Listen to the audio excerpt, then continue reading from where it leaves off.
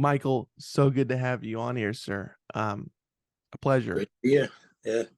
Uh, yeah, we were supposed to do this a little bit earlier. I fucked up. That's on me. I wanna take full responsibility for that. We're supposed to start about 5 minutes ago, and that's on me.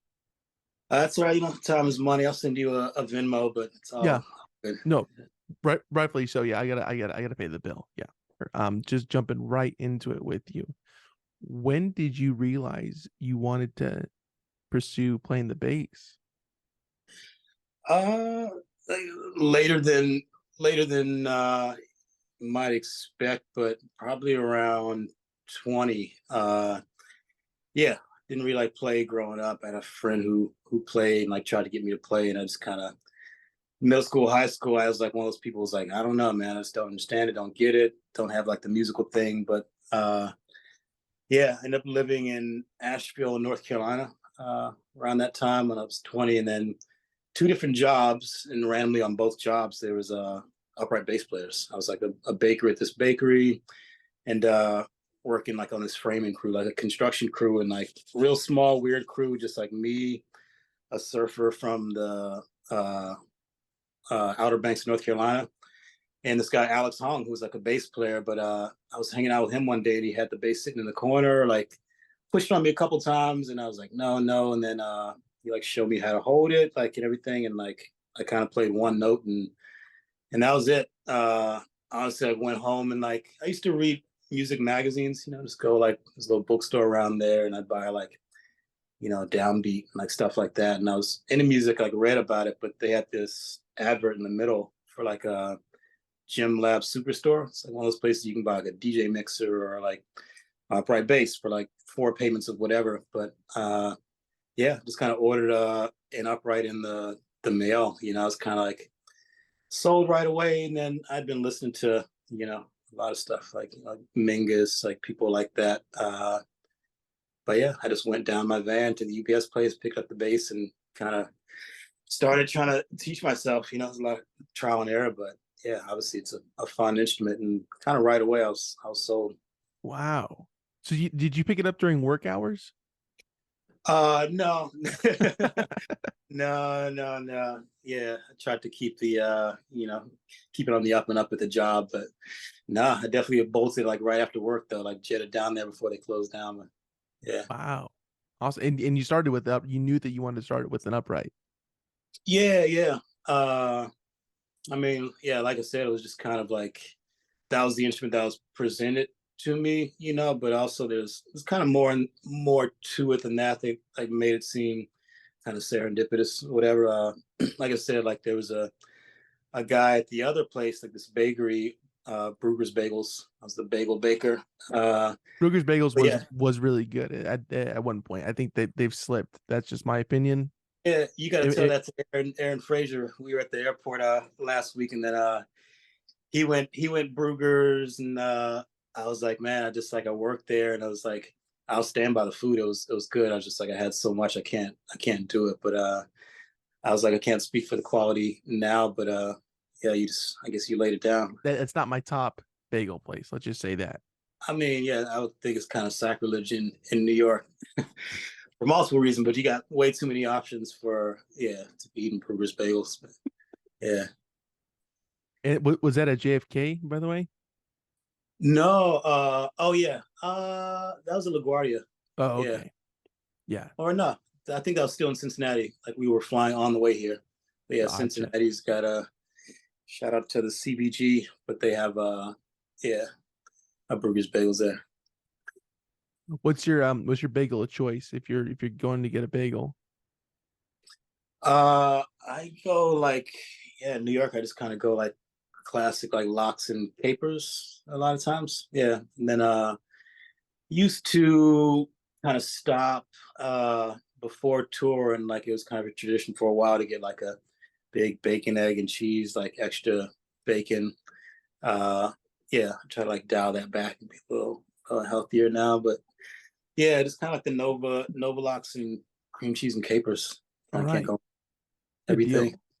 Yeah, Going back to Bruegger. So you're working at Bruegger's. that was like non glamorous, but there was yeah, this bass player Eric Landsberger, and yeah, he's still down in North Carolina. I think he's like heading up a school program now, like this high school orchestra. He's a great player with a lot of like a broad experience. I feel like yeah, he's kind of great for the kids, but making him play like interesting music. But yeah, he was there, and then we were kind of like roommates for a while, and then I had a bass by that point, and then obviously it makes sense to have him teach me, but he kind of wouldn't teach me. He's like, I'm not going to teach you the fun stuff. Like, I just wanted to kind of play like the stuff I was listening to, but he's like, I'm gonna, you have to learn to play with the bow and like, like have like intonation, whatever, like all these exercises. So, uh, and yeah, we didn't ever get into any fun stuff really, but that like, just kind of got from albums. It's the easy part, but I am thankful that he like, gave me like some fundamentals, as someone who was like largely, pretty much just self-taught until the time I went to school, right back to school. Yeah, that was kind of like my only foundation. And then from then it was like, yeah, just listening to records, trying to figure stuff out. Okay. So you went to school prior to going to school, and you went back to school for music, right? I did, yeah, but I went back to school for music. Yeah, I was 24 when I went. Yeah. Oh wow. Where'd you go for the first time, for the first round of school? I went to 1 year at Elon College, which is in North Carolina. It's now Elon University. And then after 1 year there, I kind of came back home, like where I grew up, Birmingham, Alabama, the University of Alabama at Birmingham, because just trying to figure out what I wanted to major in. Yeah, and then after that, I pretty much just left because couldn't do anything I thought was interesting. And actually, funny enough, I went to the music department there because I thought like music was like everything else. Like if you want to learn to do something, you go to college and you go to that program and you start studying it. But I went to the music department. The guy was like real cool. He wasn't like, like, yeah, there's no shade or anything, but he's just like, I can't admit you like without, you have to have like some background, he gave me a number for a guy like in town that I could like call or whatever. But yeah, so I was thwarted on like the music thing, and then I wanted to study. I thought philosophy sounded interesting, and then my dad was like, "There's nothing you can do with that, except like academics." And then like I was like, "Well, literature, it's like you could just kind of read books." And like same thing, he was like, "There's not really a career in that besides like academia." So that's when I was like, I guess I'll just take some time off, rather than just doing something because. And yeah. Wow. So, and this is at the Berkeley College for Music, or did I have the Yeah, name right? that's where I ended up. Yeah, Berkeley College of Music in Boston. Yeah. Now, what attracted you to that school and moving to Massachusetts? Yeah, it definitely was my first choice to move to Massachusetts, but it's a beautiful state. But Boston was, I don't know, it was never really like my city. But I listened to just kind of the people I've been like listening to and getting turned on to there in Asheville, or eventually the people that kind of hit me the hardest were like new people. This whole school that had come out of there, but I ended up meeting. There's a bakery next door to the Brueggers, like a more kind of like French bakery, and there's this guy Justin. I forget his last name, but he still plays. But yeah, he kind of told me we talked about music like out back, and he told me about like some people down at the University of Asheville, North Carolina, Asheville. Some friends of his. So I went down there and started hanging out with them, and playing like a little bit. They showed me some stuff, but yeah, I got turned on to this guy Kurt Rosenwinkel, and then like he always plays with this sax player like Mark Turner. But they became like pretty influential, and I think for a lot of people in improvised music, my generation, they were yeah kind of big names. And then this guy like Brad Meldau, this piano player, and his drummer like Jorge Rossi, I found out had gone to Berkeley, and then like all these other people, it just kind of everybody I kind of like reading about that seemed to be kind of like a common link, not across the board, but like yeah, Boston at that time. I think they all went there like late '90s. They had this yeah, like real kind of things go through like phases, but like that was a phase where like there were a lot of people who kind of changing the music, and they all moved to New York together and kind of became like that era of, you know, jazz at the time, which was the music that, you know, I was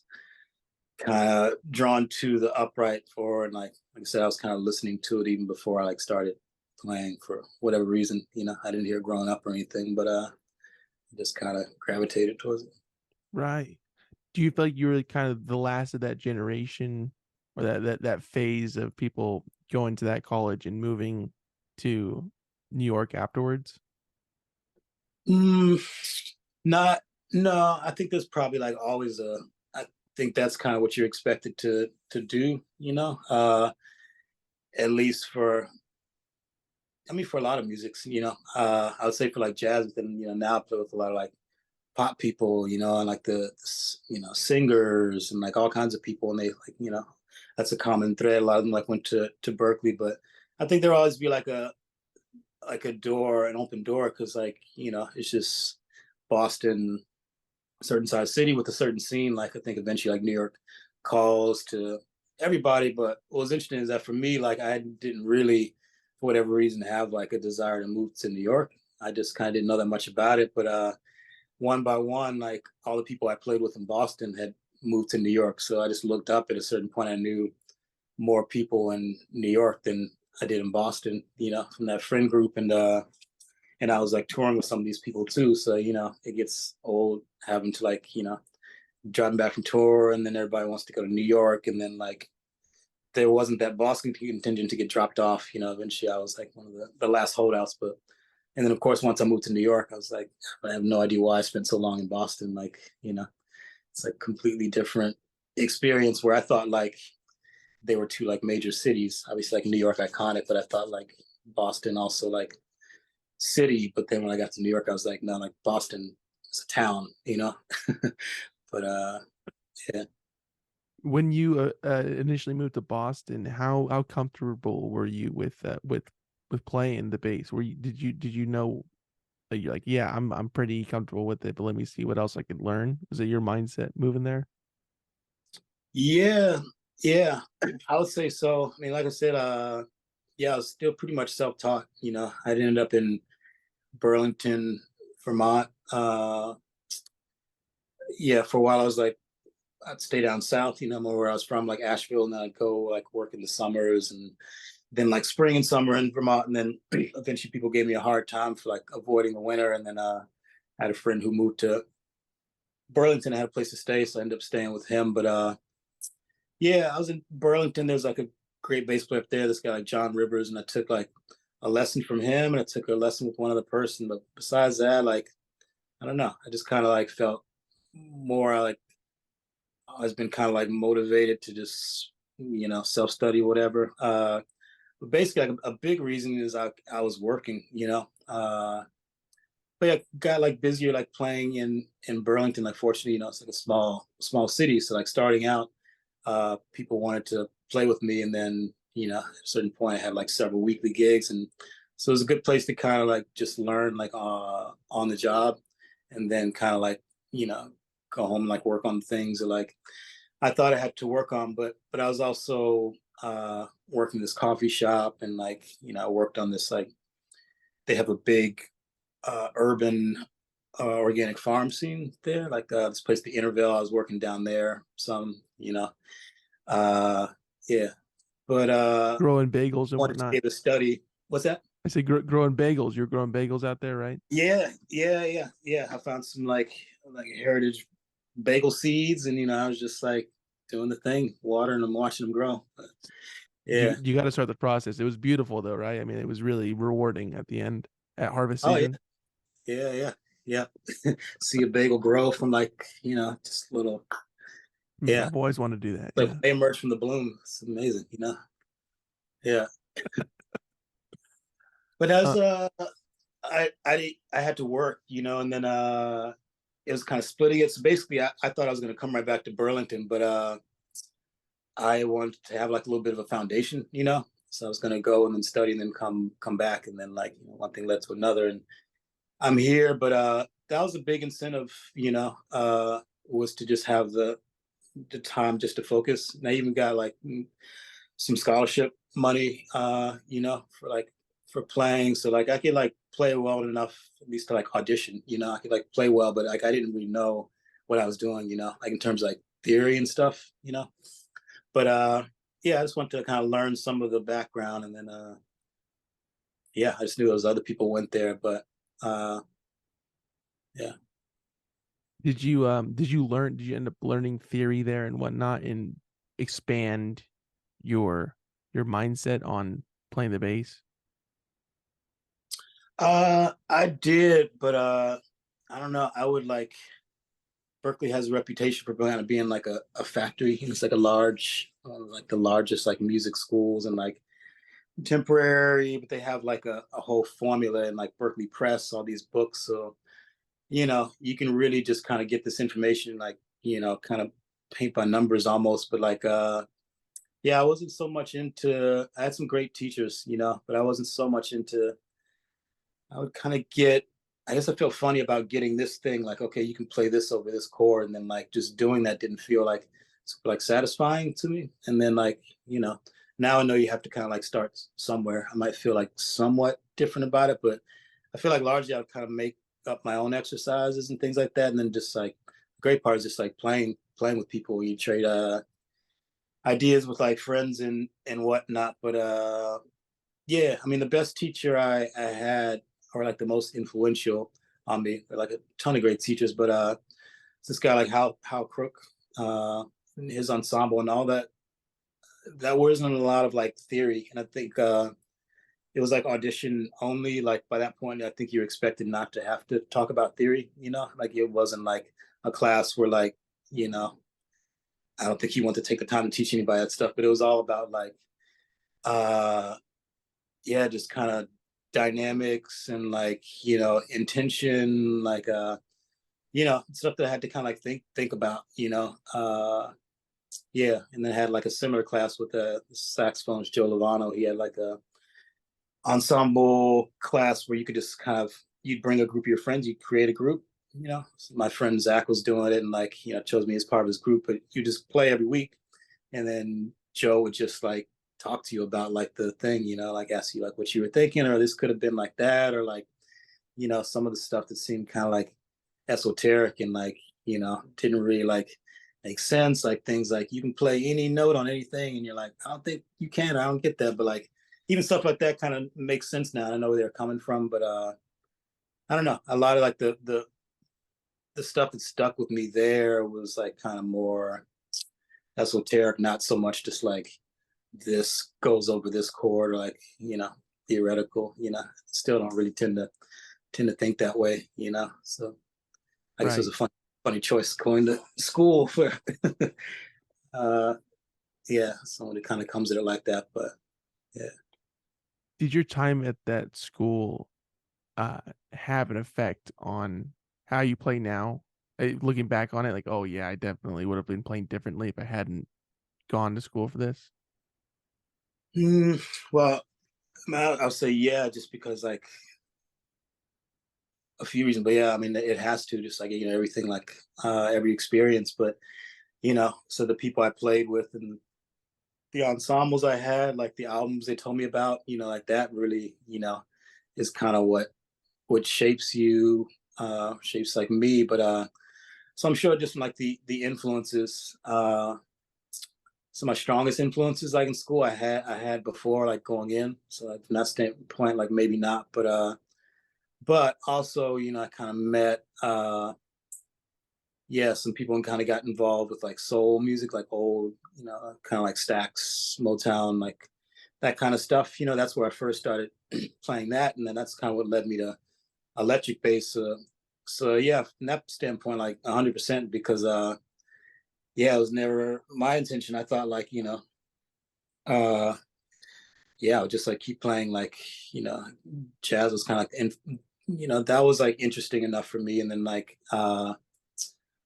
it was a way to kind of pursue like a personal voice, you know. And I wasn't really like looking for anything else, but then like, you know, one thing led to another thing, like the soul music. That's when I started playing electric, and then like, you know, fast forward, and then like all of a sudden I was playing lots of different bands, and then like people didn't even know I played upright, and I was playing like, you know, uh different genres, and I was playing like, the electric, and I played like in Burlington. I was in a hip hop group, like a klezmer group. I was in like a reggae band, but like it was all like upright, But it's a different thing, and that does like I'll say like now.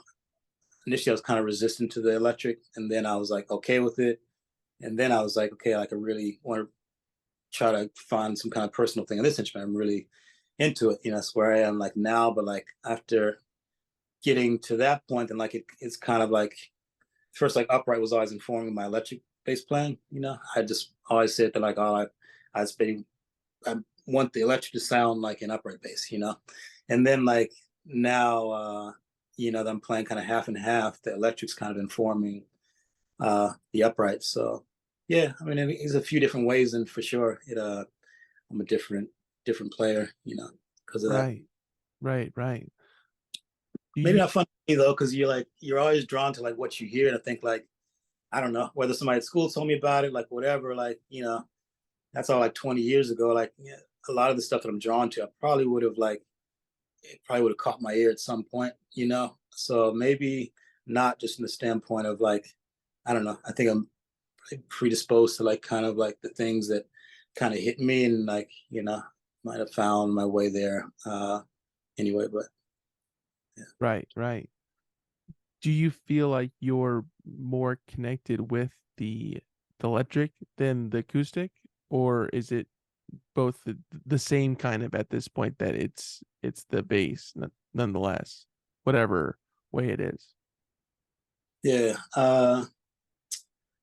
I think it's pretty close to being like an ideal situation right now. It's like kind of a long time coming, but like I think like both like equally engage me. I have a thing of like the thing that's in front of me. I'll get like focused on that. Like in an ideal world, like I like write out schedules, and like I want to equally practice like upright, electric, piano, and composition, and I have it broken down. Like technically, there's enough hours in a day, and do everything else. But like for some reason, like yeah, it's just hard. Like life happens, and like I can't. So I'll end up kind of leaning heavy. Like if I have something I need to work on from the upright, I'll kind of really be into that.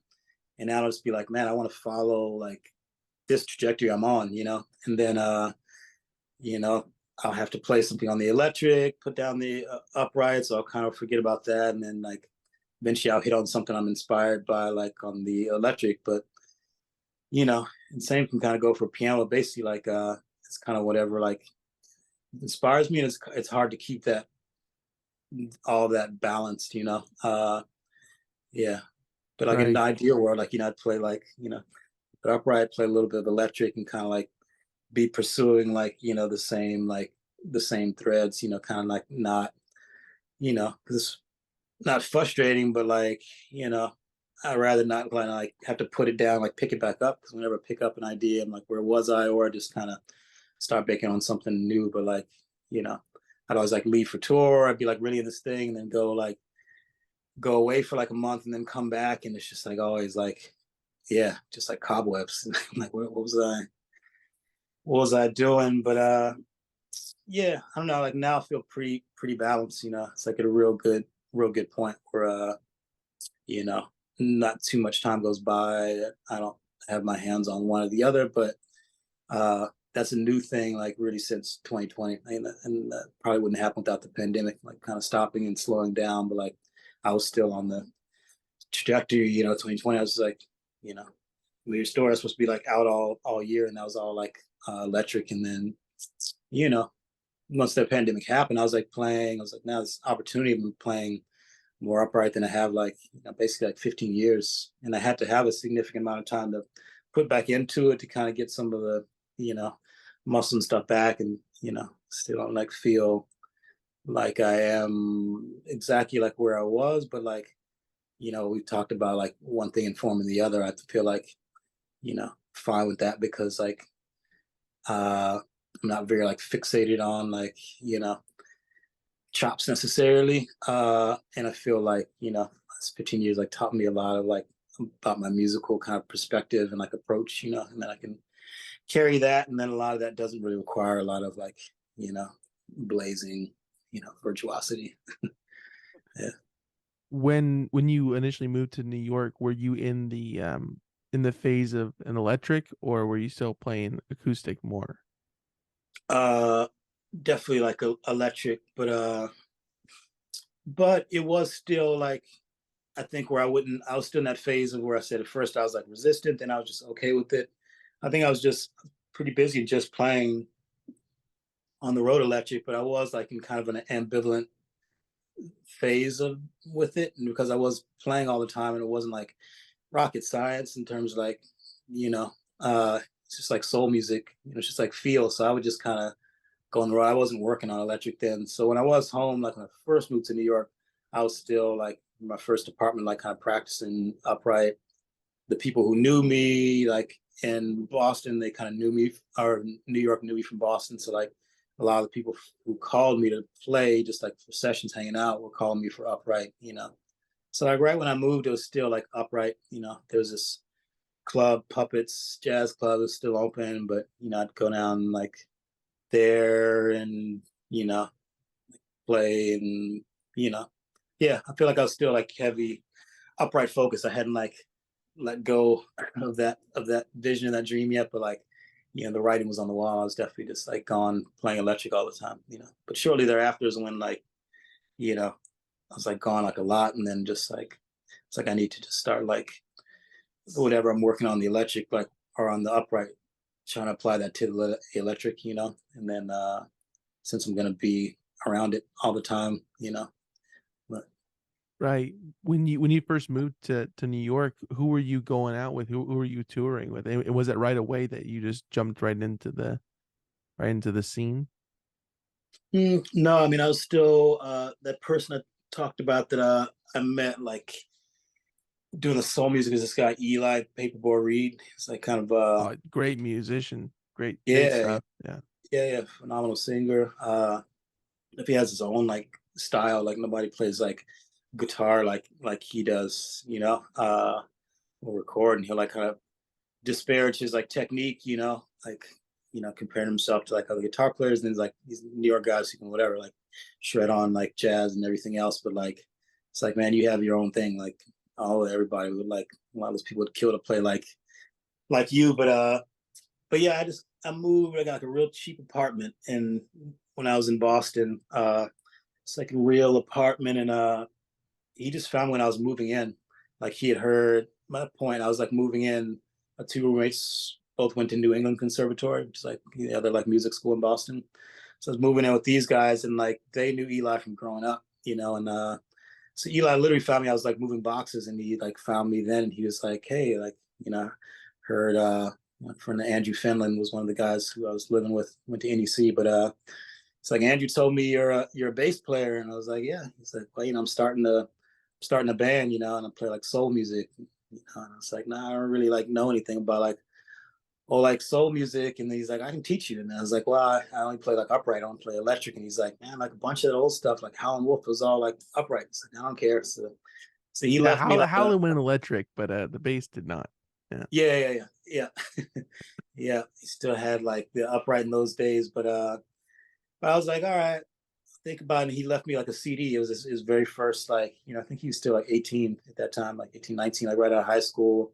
He was just like busking in Harvard Square. He'd carry this like little amp on a dolly and like, harmonica around his neck and that whole thing. But he recorded this one little EP and he gave me a copy of it.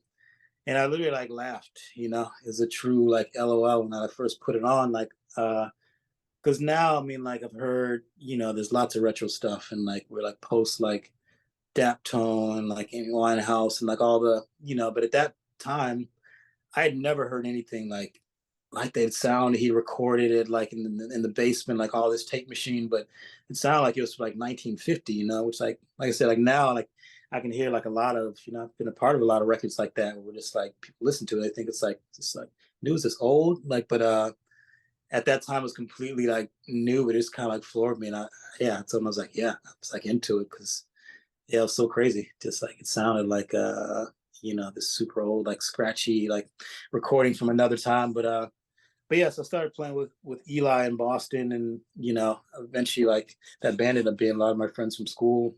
Just got to play, and that was kind of like it's this weird like soul blues band, but the common thread like in that first incarnation really was like free jazz.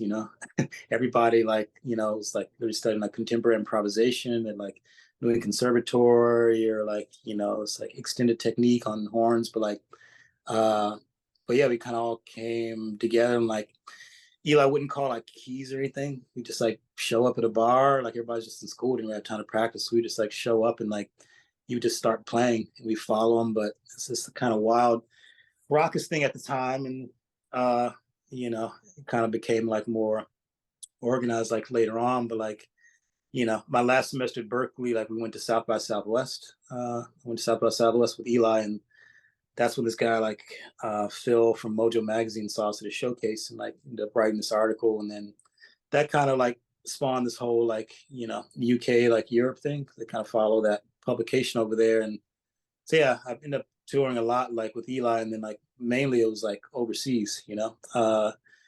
So when I moved to New York, that was still the case. It was still like the Eli days, because it was like right after school. Yeah, like I said, that South by Southwest, my last semester is kind of what like launched that whole like first like touring thing. So yeah, after a couple of years in Boston, just kind of like rode that to New York. It's like I have money from the road to make the move.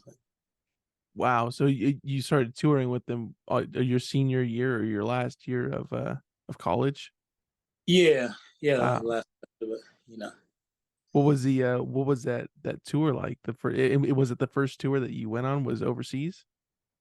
I mean, besides like going down to South by Southwest, yeah. No, we did one. We did like one 2 week like ill-fated get into a like tour just around.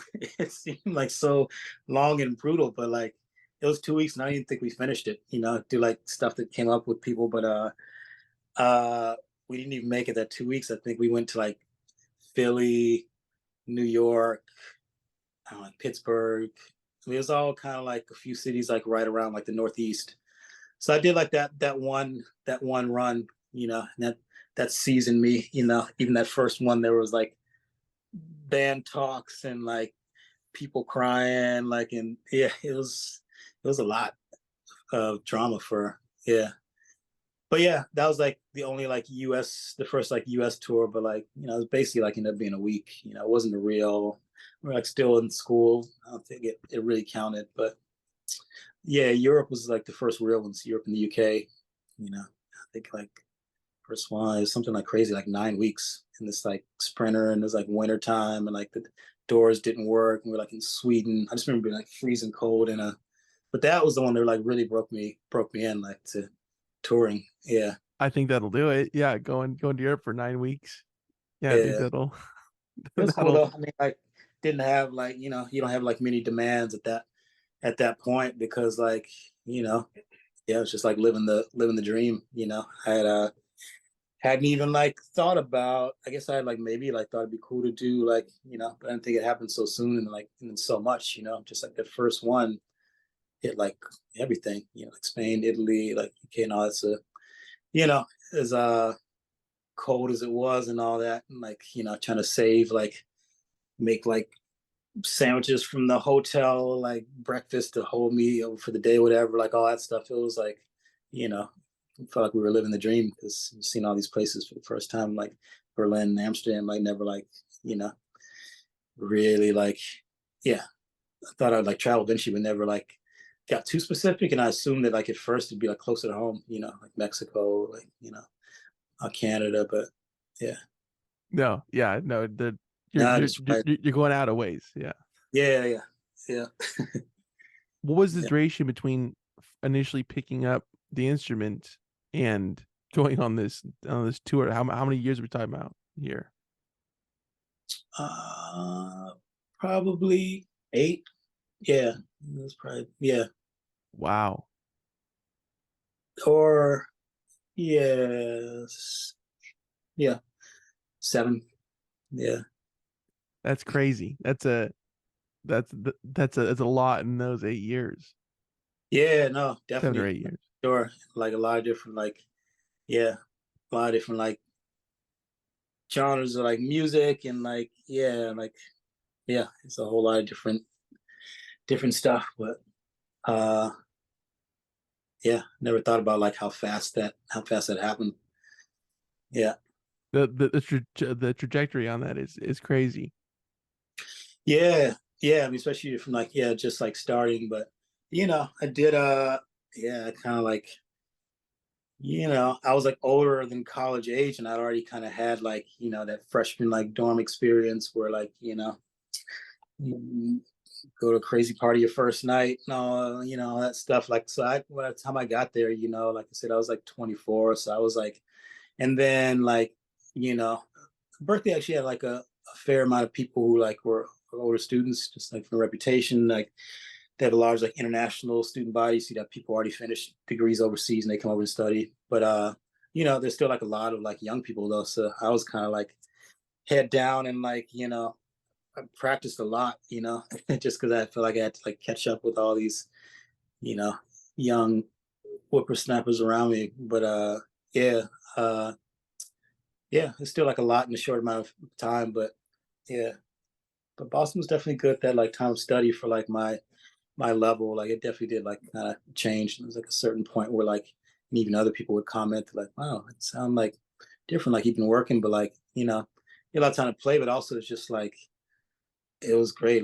You never really get that opportunity again to play yeah, basically sun up to sundown and have two 2 hour ensembles. It's already 4 hours and after book a session with somebody, then play a couple hours myself. But yeah, it was a lot in a short of a movement in a short period of time. But then when I was there, like I said, that's kind of the reason I went because I didn't have as much time with working and everything. But when I was there, yeah, you could play 8, 10, 12 hours a day. And it wasn't even didn't even feel a lot because, it's all these different sessions. You're just kind of running to different playing opportunities. And yeah, that's all fun.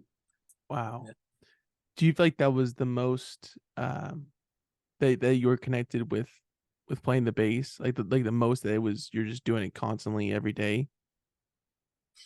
Mm, I wouldn't say the most connected, and then yeah, and then not necessarily every day. It's definitely the most surely in just in terms of the numbers. But I still try to not have the day goes by where I don't at least touch it, or play. But ideally, I still like to have I play a few hours a day, ideally. But definitely during the pandemic, I with composition and with bass, I started studying. I studied some composition in school, but I was wanting to get back to, but finally had time in the pandemic. So I ended up taking Zoom lessons with a guy out in LA for, really up until last year, late last year, I stopped. But yeah, I was doing hours of, I would write 8 hours a day, easy during the pandemic, because I had assignments too, just I'd have to write a piece to have for the next week, and I had nothing but time. But even before that, I would play for a few hours. It's just, yeah, nothing but time. But yeah, I felt extremely connected then. That was the first period probably where there was enough time where I could see the growth, it was tangible, rather than a lot of times I'll feel even now, busier, kind of playing different gigs. When I check in, it feels more kind of maintenance, try to, you know, keep it fun, inspiring, I'm exploring, but it's you know, not so much there's that day after day where Vinci is just you can kind of see the movement. But no, I try to yeah, stay connected, and I hope that never never goes anywhere. But yeah, even on the road, especially one of my good friends and longest roommates, this band I played in Sin Cane, this guy Johnny Lamb, great guitar player, pedal steel player, was my roommate for years. But we would we talk about how hotel life is our best life, because we would just be sitting there in our underwear, just talking, theorizing, go get some food, come back, and we would like just shed in like the hotel room, talked about, like, I was talking to him in the car yesterday about, like, I remember him like at the desk, like composing like choruses of whatever. I think he's working on like courses of like Stella by Starlight, whatever. And like yeah, and I was like kind of doing thing over there, but even like traveling, I think it's like a little harder on the road, but try to like, you know, yeah, I don't know. Like that's as much fun as anything, like just like the yeah, still feel like kind of like the exploration aspect, like if I was like had like a life grant, was like independently wealthy. Yeah, I mean, obviously I'd want to play with other people, like and like check in. But if somebody was like you can't, if that was like forbidden, then I could only like see like just like composing and like practicing. Like I would like just playing and things like practicing, just like I don't know. There's plenty enough like for me, just like to start the session and like not know where you're gonna go, and like a few hours later you kind of got into something. Right. Oh, Yeah. that's awesome. Do you feel like you're always approaching music from a jazz standpoint? Do you feel like that's where you're rooted in? Yeah, definitely.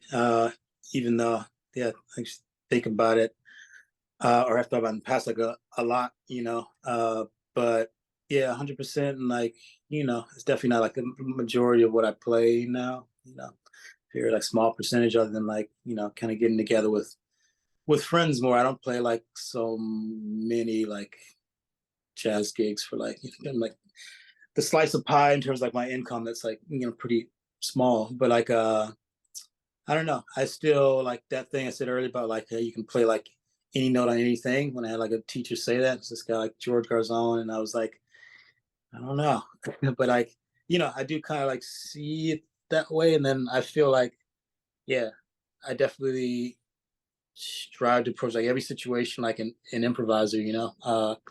Even like like group like Durand, like whatever. Yeah,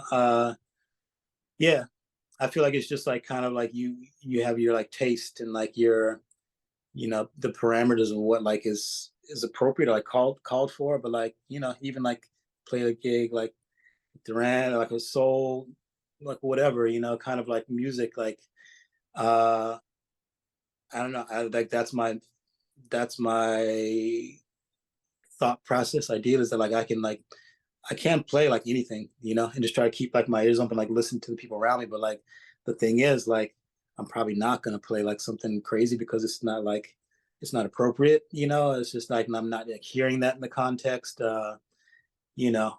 But like in my head, like yeah, like I like to think of every situation, like no matter what the music is, I'm playing Happy Birthday for somebody, then like it's like fully I'm fully free to like play whatever, it's just but your taste and like this the setting, like you probably won't, ideally you'll play like what's appropriate for it, uh like approaching things like that way, then like keeps it fresher, like even like with like a lot of pop bands I play with, there's not like a lot of like wiggle room to play like different stuff. But like yeah, every day on like tour I would try to like play or think a song like a little bit different, like maybe it'll only be like a couple of notes, but like if you're like listening for that time, then like then it keeps the whole process, like you've 99% of the stuff is the same, but like it keeps like feeling fresh, from listening around, and like oh, like drummer does something, or like like uh different, than like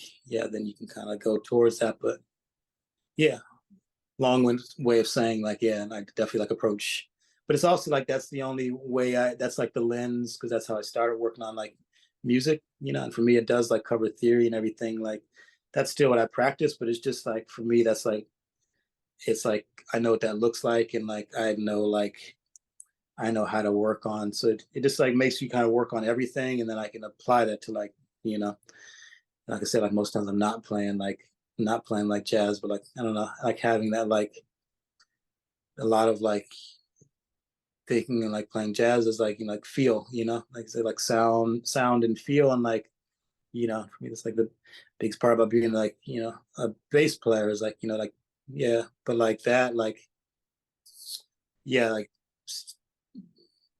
looking at things from like a jazz perspective, I have like certain ways of like approaching like, things I like go through, or like, when I come back to the bass after a while, like if it was a tour and I'm just getting back to it, I know just from like I have certain like exercise or just playing through like a tune or something, I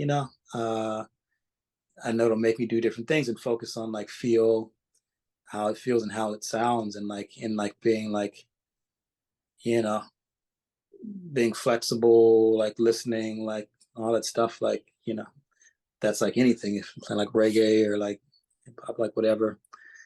Yeah. I mean, jazz seems like a very applicable thing. You can apply, and it won't it wouldn't sound weird if you're coming from that basis on a lot of different other genres. Like, okay, like I could see that this is where you're coming from, but it also is it fits in well with a lot of other things, genres.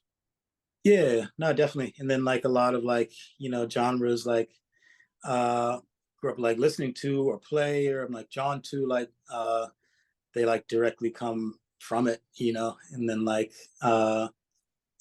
yeah, I kind of felt like I discovered a lot of music once I was like playing jazz. I first heard, I was like, oh, it's this, because I heard like it all like in samples, like, in hip hop songs like growing up. But like, it's a lot of the hip hop I like. I mean, like maybe that's where I was like drawn to it, like, from hearing like, listening to these like tribe songs like over and over again, or like whatever, like a lot of these like, Brand Nubian, all these things were like, yeah, just like jazz samples,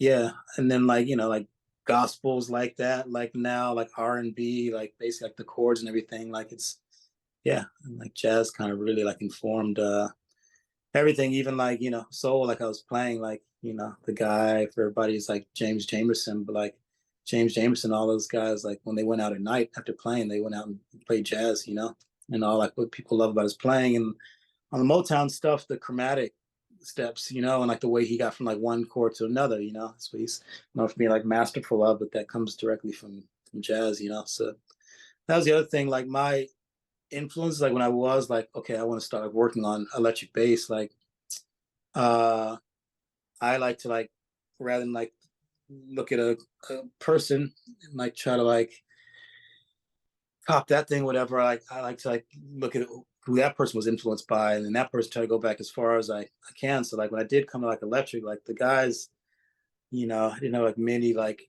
electric bass like heroes necessarily, but like the guys like I did enjoy listening when I did look into it. Like obviously James Jamerson's the big one. I was like, okay, I'm like playing like pretty much exclusively at this point in my life, like soul music. Man, I should really like check it out, like but approaching it that way, like I don't want to like learn James Jamerson. I want to learn what James Jamerson was like checking out. Then he was listening to like Paul Chambers and like, Mingus, like because all upright players. So like that's another time when I was just like, I'm just gonna keep working on my thing, like what I've been working on, because like all of like or like Jerry Jamot, play with like Aretha and like Steve Dan, all that stuff, like yeah, like all the guys, like their heroes were like the people I was studying already, like on upright bass. So I was like, as well, just like, yeah, in terms of that process of like finding like your influence, go back as far as you can. And like, yeah, that's kind of where it took me, was like staying like where I was, and finding You're out. already at the origin. There's no Yeah, yeah. there's no going further back. So then it's Mingus, and I was okay, like, Mingus was like, Duke Ellington was his guy. So like, that's kind of like, yeah, as far back as I am now. But yeah. Good deal. Um, how do you feel about using a pick? Are you for it or Uh, against it uh, on the stand up base? that's a different, yeah. All right, yeah. I had a strong enthusiastic for it, and then I guess I'll still say a strong and enthusiastic for him. I'm trying to picture it, but I'm not gonna say I haven't done it just out of curiosity. I definitely haven't like spent enough time, and I haven't like I'd be comfortable. I think like maybe like once or twice I was like just to see like experimenting like with tone, but like uh yeah, I mean you'd have your own thing. I'm sure it'd be cool. I don't know how you do it. You still have to put it on its side to have it be most comfortable, but Yeah. Yeah. What just a pick on the electric? Do you ever do you ever use that while playing, or is it strictly non-pick? Yeah, I use a pick like and I'm into it. Yeah, I've always kind of used like the same pick. It's like yeah, it's like a larger, looks like kind of like a mandolin pick, and like I think originally they're like tortoiseshell, but I Mm, just kind of discovered that like these like Golden Gate picks like years ago in like Nashville, just like kind of getting some food, and there was like a instrument shop around, so we like went in this guitar shop, and they had these on the counter, these like little like fake tortoiseshell picks, and then like yeah, I just tried it, and for me like they're kind of like real fat, and but yeah, like I've stuck with that for I don't know, that's probably well over a decade, at least. When I get low, like slowly disappear over time, I like still the Golden Gate, but I was so far as to like for a period like I would like I stopped like when I was practicing, like kind of working on like instead of like right hand stuff, you got like two fingers, so like oh you work out like different patterns for that. Then I would do like instead like upstroke downstroke on the. But I just end up spending some time with the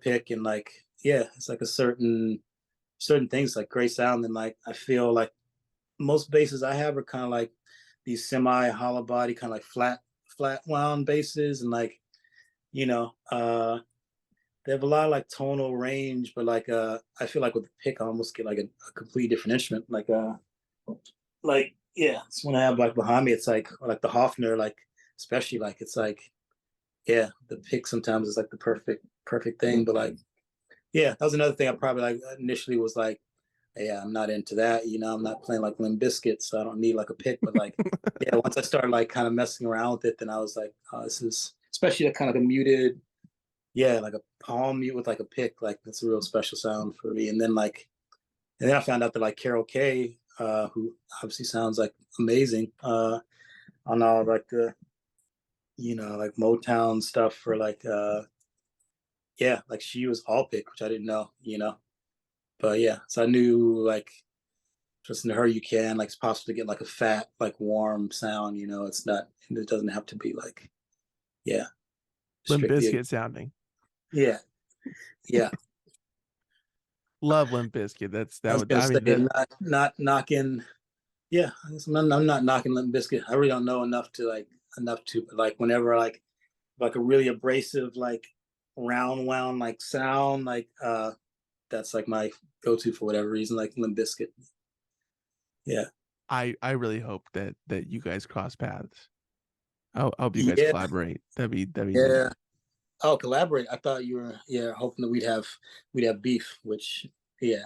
Oh no, Uh to bagels, locks. That's oh, it. Yeah. I'll invite them to the bagel farm. They can yeah. How did you end up joining Durand Jones in the Indications? I Was was that through after you moved to New York? yeah, definitely quite a bit after actually like my first show with Durand Jones was like New Year's. We played New Orleans New Year's 2020, So yeah, really like before the pandemic, had like one long run, and like like I said, I was supposed to be gone all 2020, but like between Durand Jones and then like Aaron had asked if I played in his like solo project too, So like in the gaps between like Durand tour and then Aaron was gonna be out, but yeah, we ended up kind of being like they're just really organized like operation, and then we're really smart about like, getting some stuff happening during the pandemic. So actually, like made that album private space. Like had a couple like sessions, like a writing session, like remotely. Like I flew in, like recorded, like remotely. Like Aaron and I went down to like Easy Eye, like Dan Auerbach's studio down in Nashville, and like did uh a little like live video thing, like right in the heart of the pandemic. But yeah, Did you pick great. up Like some more tortoise shell picks no, while you're down no, there? no. I pretty much strictly like tried to stay like in our Airbnb, which is already kind of wild. But yeah, like COVID, coming out of New York, it was like one thing, everybody heard about like the pandemic here, and but yeah, I went down to Nashville, and it was just like it just didn't exist. It was like the Wild Wild West down there. So we kind of kept it. Yeah, we kind of kept it in the Airbnb. Like at the time, like it was like heat. Like I don't know, like April, like May, like still like full on like that part of like 2020. But yeah, I wasn't really running around in Nashville. I was well stocked up on bow tortoiseshell picks at that point. Okay, I gotcha. But Um, Durand, like Aaron, you also knows like Eli, it's like in New York, kind of like soul scene. But there was like they had this project together, the Flying Stars of Brooklyn, mhm. a project they released on Coal Mine Records, but they did a show for that, and like yeah, just asked me to do it. I think like Homer from like the Sharon Jones, like he was on drums, but like this was kind of like band that got put together for that. And then like Aaron just kind of remembered, I'd been touring with another band like for years, and then I kind of stepped aside from that, and then yeah, Aaron just kind of called me up. I was kind of between, and like I didn't necessarily know, what I was gonna do, but kind of figured something would come up. But I was actually had like an Airbnb for a couple weeks in LA, just like hanging out there, and I thought I'd like check it out just to get a feel for it, see if I want to like maybe make a move or something. But yeah, I got a call from Aaron. And he's like, yeah, uh, he's like, I talked to Eli, and he said like you might be open right now to playing, but we just played once on that gig, but yeah, he just kind of reached out, and I was like, yeah, actually, I'm free, right now. I'm not playing with anybody, so yeah, I just kind of took from there. But, Wow. yeah, And that was 2000, the later part of 2019 that phone call was that happening. uh exactly, yeah, yeah, yeah, late like 2019, and then yeah, like I said, like New Year's 2020 was the first gigs. We just kind of yeah, he's like real trusting, just like uh sent me the music set list, and like we just did a rehearsal like before, just kind of flew into New Orleans and kind of trusted me to show up and do it. But yeah, it's like right around 2020. How familiar were you with their discography before jumping in to playing with them? Honestly, I hadn't really heard. It was another one of those things, kind of like I said, when like Eli gave me that first record, like a thing where I went and like listened to it, and I was pleasantly surprised. It wasn't as much like the same reaction like I'd heard music like that by this point. Like you know, uh, in that style, like we've done like very well. And having like that recording aesthetic, recording the tape, and being like kind of warm and. But yeah, I hadn't really heard it actually when he asked me, and I was like, yeah, like, think about it, and then like just like went and listened to the stuff. But yeah, I don't know. It would have been cool the other way around, but I kind of prefer it like that. I like when things are just like completely unknown and like being surprised by. It's like, oh, this is cool. Like I'm excited about you know, yeah. I guess it would be also very cool if I was like, if it was one of my favorite bands for years, and then I got the call. Like that's exciting in a different way. But Both now it's like, both both ideas, both options are great. yeah, yeah. Right. Uh, and did you write on the album, the Private Space one that came out, and that was 2021, I want to say?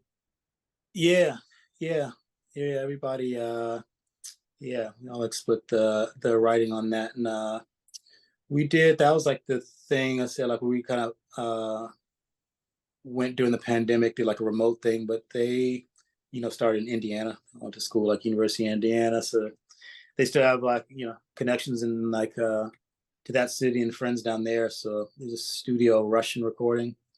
It just seemed like a good place to kind of go and like yeah, just everybody test and like hope for the best and like show up and like, get some groceries, isolate us right for the week. But yeah, so we went down there, and they had a writing session previously, so they had like ideas and stuff. So like, by the time I came on, it was more like kind of everything's kind of being like fleshed out, some stuff didn't have like lyrics. There were like, these sections were different, being like, like changing things, but a lot of like the structure for tunes I think was already there, like kind of like early demo versions. Yeah. Okay. Was it difficult to find what you needed to do within these non-fleshed out ideas, or were you pretty in tune? Like, okay, I think I know we can go here. What would fit here? Uh, it's a little different with an album. Like I generally know like I don't know, like goes to like the improvisational thing. I'm not always like the best at like playing like the part, like just a part like over and over again. You know, it's like something I can obviously like do if I like, want to, but like I don't know, like most people who call me, like I would like to, I don't know, in my ideal world, like you don't have too many notes for anybody, like just as like anybody playing, or like if I like hire somebody like or hires me, like ideally I think you wouldn't have too many notes because you hire somebody for like, you know, their personality, their sound, like let them do their thing is kind of like my philosophy. And if you have a lot of notes like for me, then you probably want somebody else, you know. Most for the most part people like, yeah, just kind of like let me like roam freely, you know, and like trust me to like to kind of, yeah, just do something. But like I don't know, I tend to kind of just do like a different take, and like, you know, maybe like we'll sculpt something like, yeah, or definitely probably like let it take shape and like it'll kind of like coalesce into a part. But like not so much like some people I think really have a skill just to like right away probably like hear something and like this is the part and I just want like this exact thing, like just like this. But I'm more like definitely someone who kind of like, you know, goes fishing, you know. But you know, like that being the case, like lots of I do that, then like, you know, people it seems like kind of worked out and people doing like and keep the take, you know. But like usually in the beginning, I'm not really sure what want to play like in any, yeah, necessarily. And like, you know, yeah, it goes back to the same philosophy. I kind of as much as like people are down and let me do that, like I think I'd like to keep it that way, you know, like obviously be free enough where I feel like I can get around, like know enough of the song where I'm not like complete like scrambling, but like, you know, like comfortable with like the chords in the song. And I don't know, I think I want to keep it like as fresh as possible, and then like, you know, just listen to everybody and like see what happens, you know. Right. But I mean, like, yeah, I don't know, I do feel like probably some pressure like in the studio because it is like, you know, like live something just like it comes and it goes. But like studio, it is like parts and it's like and it's permanent and like, you know, let's be paying for studio time and all that. But there's definitely like some pressure. And then like I felt pressure things like the new person, you know, like I don't know, there's like a little bit of like you're kind of like exposing your, you know, it is like an exposing thing, like you're just like offering this idea, you know, like you know, from yourself. And like yeah, are people gonna like it, or people gonna think like it was a questionable idea? But you know, so there's like a little bit of that, like, you know, always. But that's just like the kind of thing we, yeah, just go for it. But like, yeah, I feel like definitely at that session, like as the new person, I was like like more pressure, you know. And they're all like in their flow of like that time, like uh most of them, like everyone except like Steve, had known each other since college, you know. So like they just like throw ideas out and this and like what about that, and like, you know, uh yeah, it takes a while for me like to develop that level of comfort, you know, just like, you know, throwing out ideas and, you know, without fear of judgment. But yeah. When did you finally feel okay? Like what I I understand what we're trying to do here, and I'm free to say or at least throw out an idea. mm, I feel like pretty quickly. I mean, like on paper, like very quickly. I mean, like even at that session, you know, they're definitely like uh presented as that, you know, and present as those type of people, you know, like they're like yeah, just like feel free, like whatever, just throw it out, you know. It's like you know, in terms of technical understanding, it was like that's like laid out from the beginning, you know. Yeah, I don't know. It's maybe like the end of that session, or maybe like the next time we got together. I don't know. I feel like that first time was like the uh yeah, it was like more like all kind of like trial and getting comfortable because really like it just been that like the one tour, and that was like my first tour, you know, and I was expecting to kind of really get to know like everybody well over like the, you know, the year. But like, yeah, that was kind of we did that one tour, and then one like Wilco has this festival like they put on like in Cancun or something like that like every year. So we did like that. And we went and like played this resort. So we'd done these two things, and that was the extent. And then we had this like time off. So like, I don't know. I feel like that was still just like in a getting to know you stage for me. Yeah, kind of stuck there for a minute. Yeah, just like you're like holding up with some people during the pandemic. But yeah, yeah. But I mean, obviously, like you've talked to some of the dudes, probably know most of the people. Like obviously, like yeah, it's like easy going and like, it's great. It's pretty chill. I don't know. Steve is just so hot headed and very. He's the one like the wild card, but he's like the guy who came in like last, and obviously has a chip on his shoulder, but Yeah, he's ready to fight everybody, and Aaron too. I mean, they've both been on the podcast, and they're just so like aggressive, and it's like okay, because me, yeah. I'm like a chill guy, and they're just always ready to fight. It's pretty crazy talking to them, but great I mean, you probably musicians. muted them for a while. It's like what I usually do. If it ever gets like that, just mute them, and they'll kind of like go off and like just nod, and then like yeah, I just turn back on. It seems like they've cooled off a little bit, but Right, because they just get they run hot. The boys run hot, and that's just the way it is. But they run hot. But like the passion, like you need that in the music, and it comes across. yeah, I don't think yeah, Aaron's falsetto would sound the same way without like some rage. right. There is some oomph behind it. If you listen intently, oh that yeah. Yeah, that same like like anger Smokey Robinson had. That kind of like yeah, it's got Yes. that same like yeah, notorious. Yeah, and I can hear the fury behind Steve's keyboard too and piano playing. It's just a little I bit thought like scary, but yeah, Asheville chill would cool him out. He like moved down to Asheville, and there's like forests. He like owns a home now. He has like a dog, and like somehow he's like angrier. yeah. I'm not sure what it yeah, It what it it is. it fueled it. It fueled the rage within him. It's crazy. Yeah, I mean, but that rage is what bore Okonski, and you can hear it. Yeah, That's why we yeah. call it like a Sunday morning uh spiritual death metal jazz. It's like, yeah. Right, yeah, and I was trying to think of the other words to describe the album, and that's definitely that's definitely how I would Yeah, there's an acronym for I can't think all the letters, but yeah, make it easy to remember. But yeah, that's thought about it a lot, what to call it, and that's kind of what I settled on. that's what the feeling of behind Magnolia was. Yeah. Yeah, yeah. Um, were you did you know of Steve or did you guys ever cross paths before the indications? No, it's just kind of funny. I mean, it happens sometimes. Like it happens a lot. Like New York. It's a big city, but you don't feel like the scene's like that big. But there's so many points of connection with Steve. Like people that we found out we had in common. He's like played with, and like but for whatever reason, like we hadn't heard of him. We hadn't played together, but I don't know. It could be like he'd been at that point like Durand for a few years. Like they're touring pretty heavy, and then this band like National Reserve. I think like maybe like if your other things are touring gigs, like you're not really encountering people in town a lot.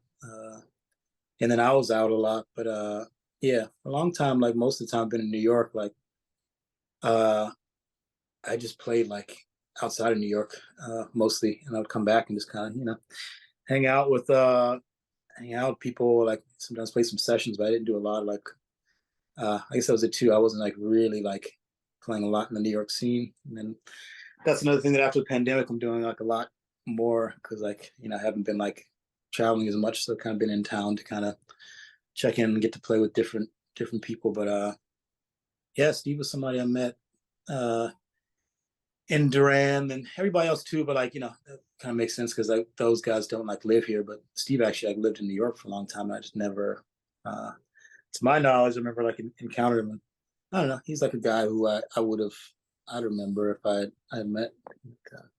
Yeah.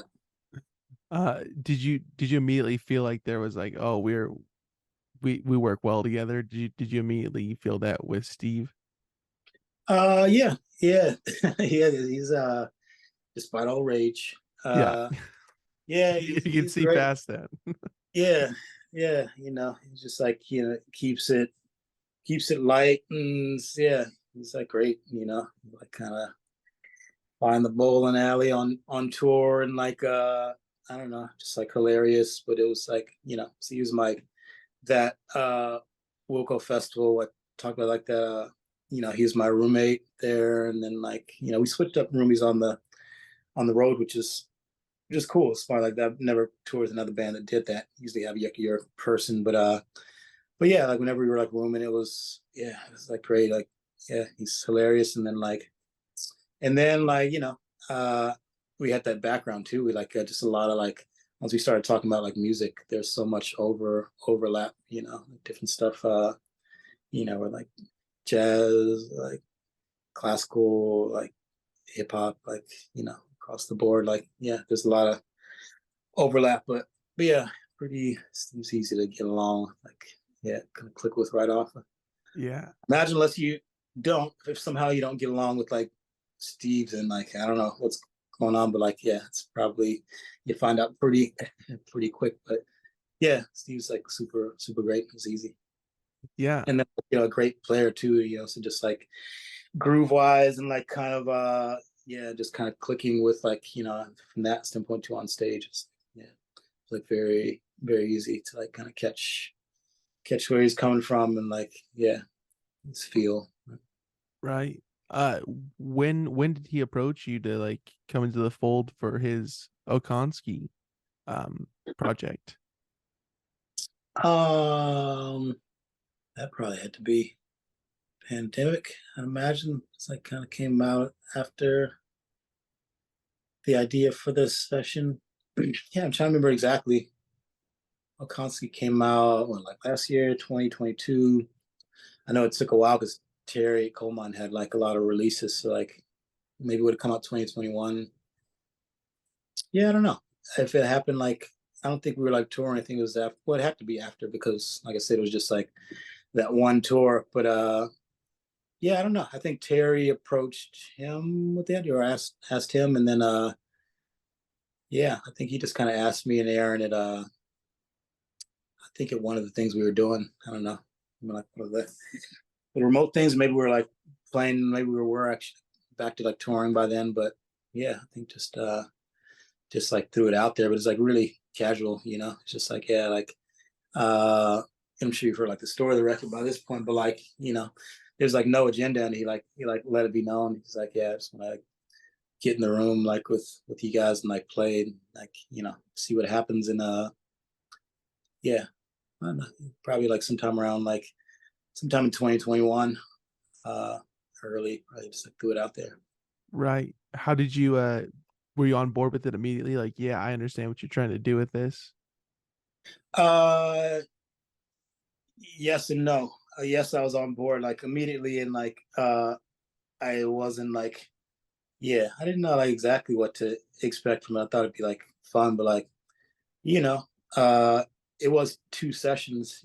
Like how like but like there was the first one where like even the idea of like what Steve thought was going to come out of it. Like this like more kind of like soul jazz kind of electric trio, like you know, very like composed. Like that was the idea. So like yeah, I was like on board right away, but like, I guess I understood like that aspect, like, because that's not that far off from like what we do in Durand, which is like more instrumental. So I was like, yeah, we're gonna kind of do what we do, but except without like playing Durand, it's just gonna kind of be like instrumental, like sort of Durand Jones esque, soul esque. But yeah, so that's what I thought. And then like, yeah, it just kind of became something different. But I think because yeah, he was, so open. Everybody was open, and then like, obviously the whoever's engineering and helping to produce and all that, like the Terry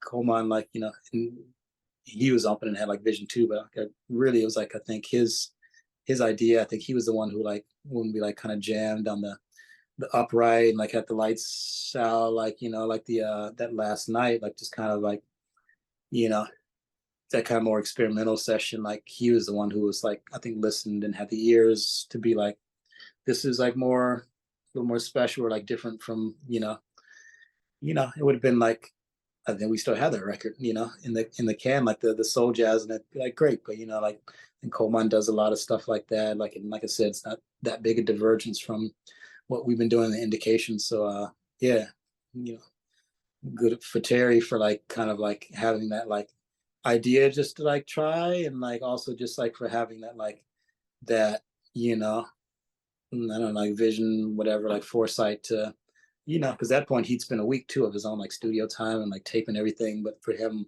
you just be like, come back like another week and let's just like start over and do another one like that.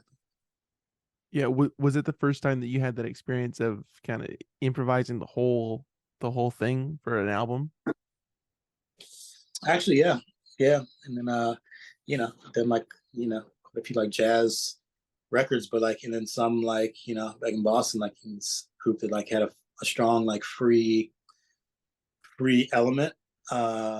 But even with that one, like, yeah, they're like kind of composed melodies and like kind of times when like it went free or whatever, and like would open up to.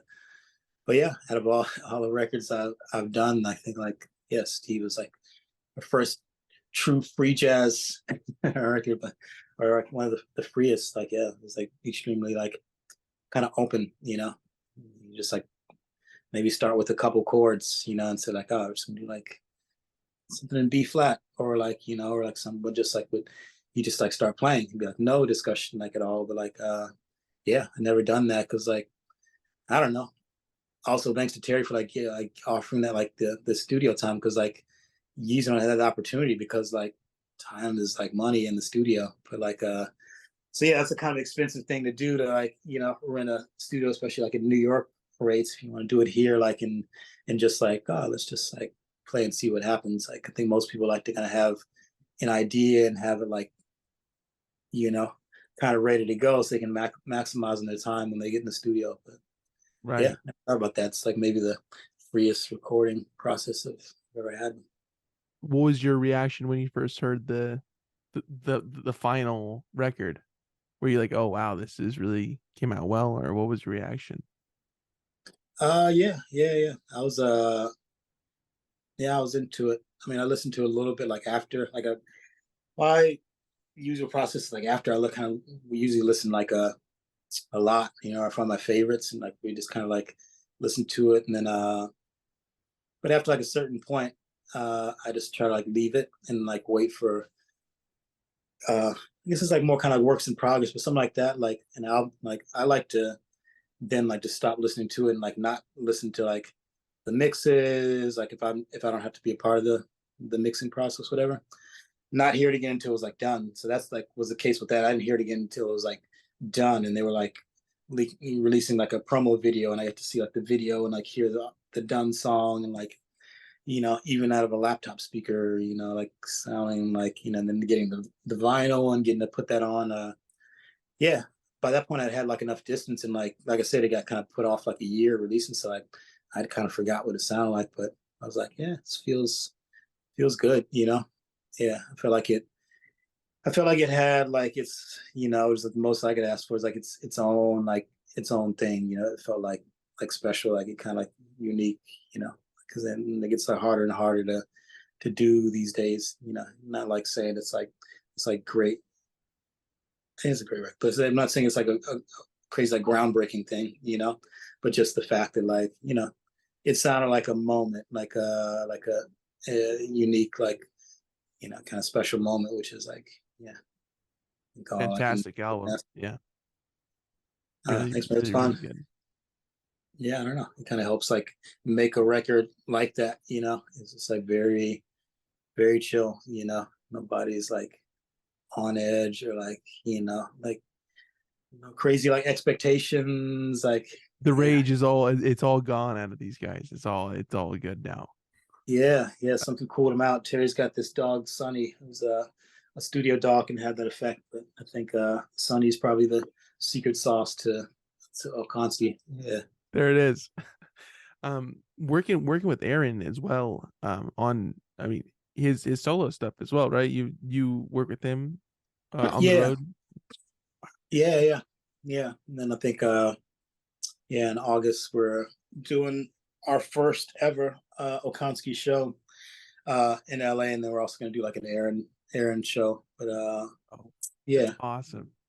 but yeah, yeah, it is all the touring, and then like yeah, we get the CD release here and all that. But I think he's incubating and like in the writing stage now. He's been out in LA, kind of like he's working on his LP number 2.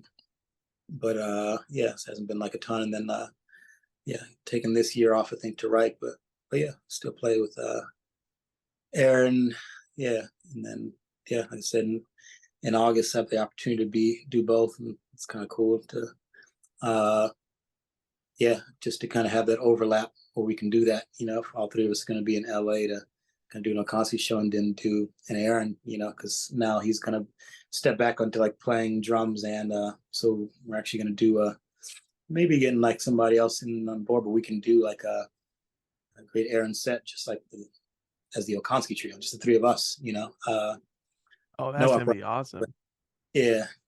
But Wow. yeah, it's cool. We get to like kind of think about the songs, and like obviously you have to do like stuff like uh differently, but yeah, not really that differently though. I guess yeah, Aaron definitely knows all the drum parts.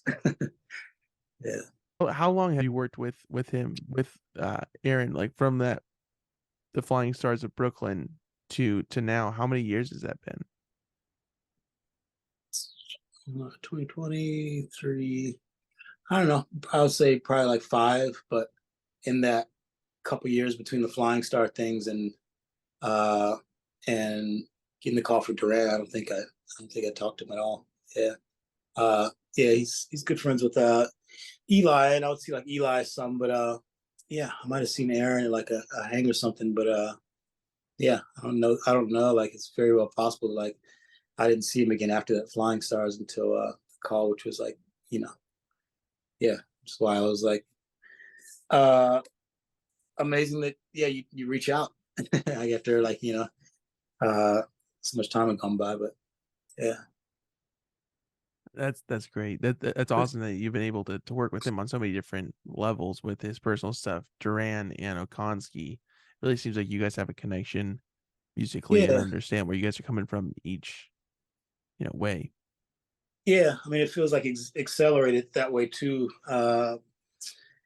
just because of the different projects. It's kind of nice. Like, yeah, I love it. Like did like the Aaron, and that the Okonski project came up because it's kind of cool to have yeah 3 pretty different things. The same people, but just to have like yeah, it's nice to like always like to be fortunate enough to like connect with people like really link up musically, and then they get to do that in like 3 different projects. Like I feel like that's kind of rare, and to have them be like different, like pretty different, but and to not get like sick of each other, but to like yeah enjoy collaborating and playing. But strictly just from like a drum standpoint, like yeah, I mean like we just obviously like bass and drums is important, but like I've always like connected on that level, because like obviously like both grew up listening to a lot of like hip hop, and then like in my field when I approach the bass, it's like definitely like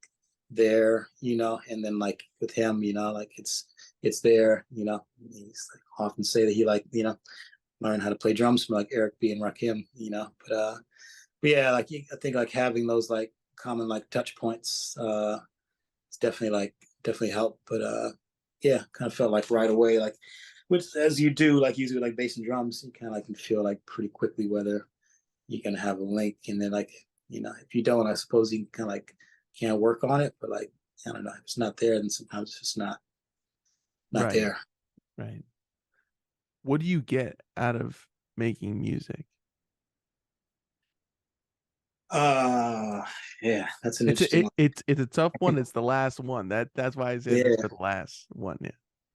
yeah, yeah. This is That to one's wrap it all up. Yeah. yeah. Well, really, yeah. Like everything's in there, like can be in there, but yeah, everything, but